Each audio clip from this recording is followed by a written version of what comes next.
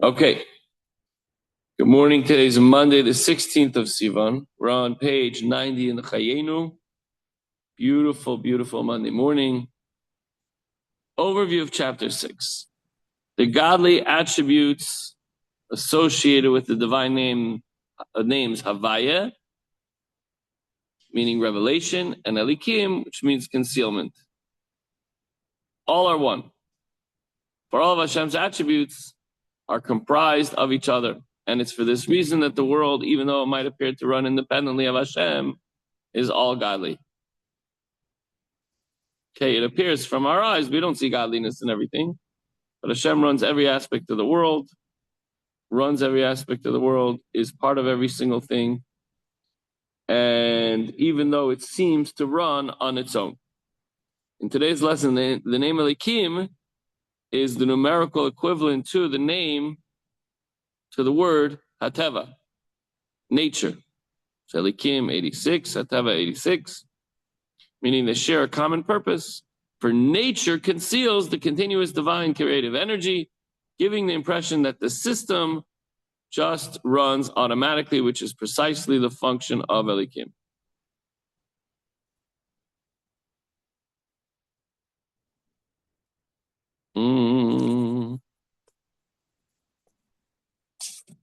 One second, please. Okay.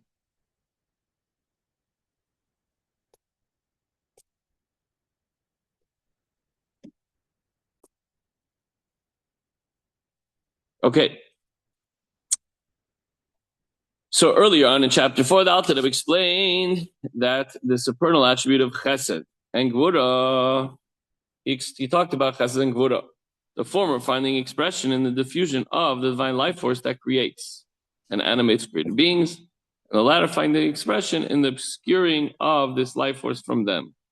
So there's the revelation and contraction.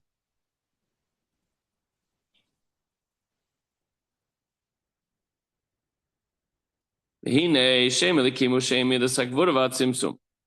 as we mentioned, Havaya is revelation, Elikim is contraction. The name Elikim is the name which indicates the attribute of Gvura and Simsum,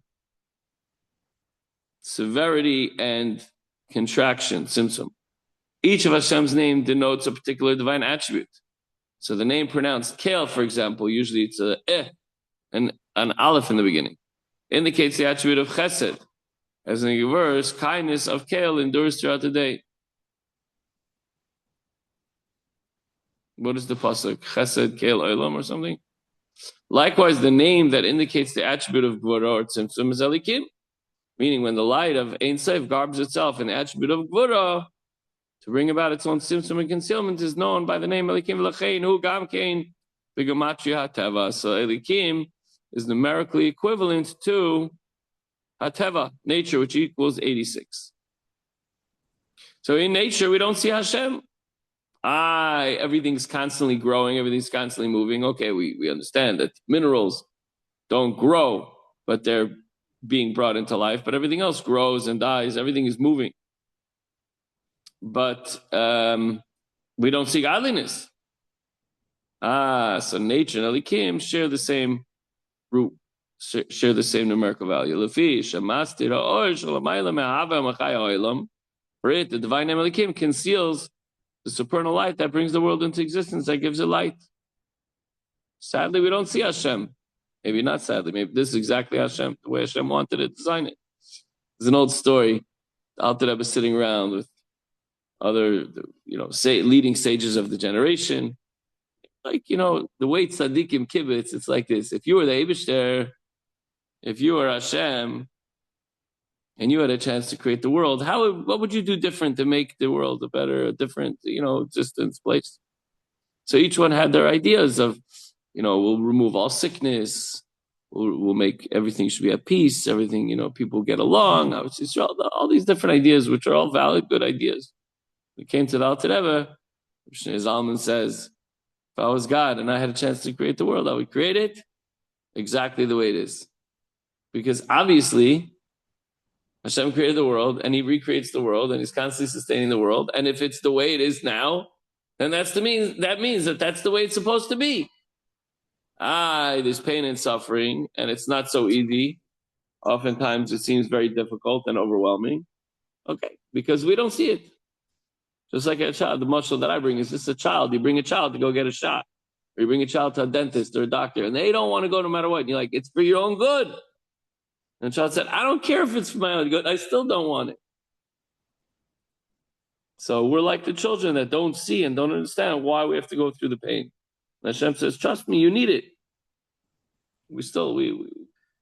Hashem expects us to fight it because we're kids that don't understand. The divine name, Elikim, conceals the supernal light that brings the world into existence, that gives it life. It seems like the world is existing on its own. It's all natural. It's Hashem Elikim Zeh, and really, this natural way that the world continues to exist is from the name Elikim, not as it exists in its supernal source, but as it exists through the attribute of Gvura.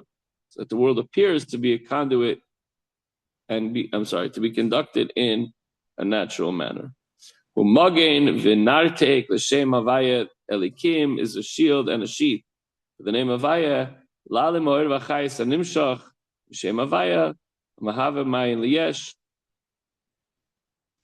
The name Elikim conceals the light and life force which flows from the name of Havaya and brings creation into existence from nothing. This being the purpose of Havaya, the name itself, meaning to bring into existence, this light and life force is concealed by Elikim, Shalei Skala Lenivroim, Pibotlu b'Metzius, because if it would be revealed, then they would completely be nullified. Since it's only through the concealment affected by the name Elikim that created beings are able to exist. So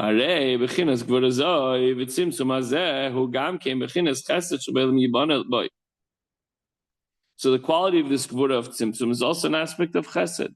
The fact that Hashem is hiding himself and not revealing the energy, that's also an act of kindness. That way the world could exist and we could feel independence through which the world is built. This is